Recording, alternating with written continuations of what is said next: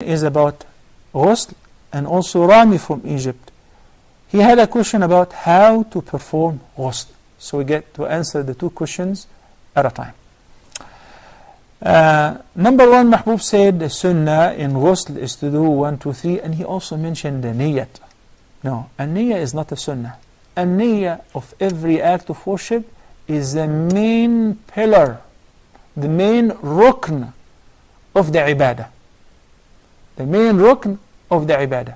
Any ibadah that is offered without the niyyah, and the niyyah has to precede the act, is invalid. So number one, and by the way, that will differentiate between the ghusl, which is intended to lift the major impurity, which will be sufficient for both ghusl and wudu, or mere taking a shower. Somebody, after having an intimate relation with his or her spouse, like non-Muslims do, they jump into the shower and they wear some nice perfume, fragrance, and they step out. Is this ghusl? No, that's not ghusl.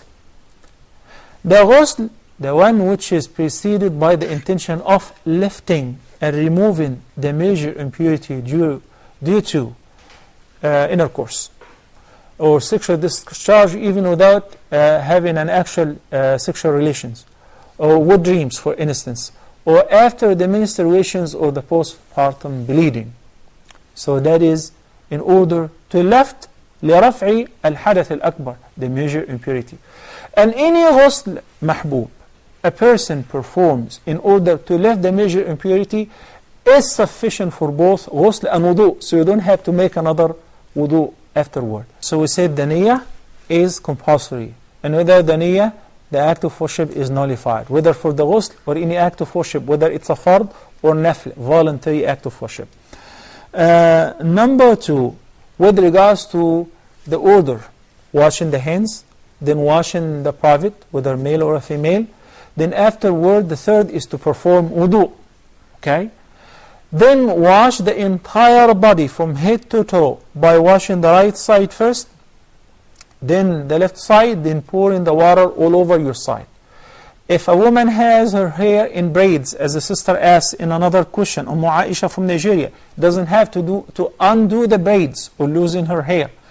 But if the hair is loosened, then one must make sure that the water would reach to the roots of the hair and to the scalp of the head by using his or her fingers. Similarly, if one is wearing a thick beard or a long one. After the person does so, he is not required to make a new wudu, because already the ghusl removes the major and inclusively the minor impurity. Wudu will be advised here if the person touched his or her private while they were drying up. We discussed this before and we said there are two different opinions, but since it is pertaining tahara, it is best to make wudu if one touched with his or her palm their own private. But if it didn't happen, then the person does not have to make a new wudu. The ghusl will be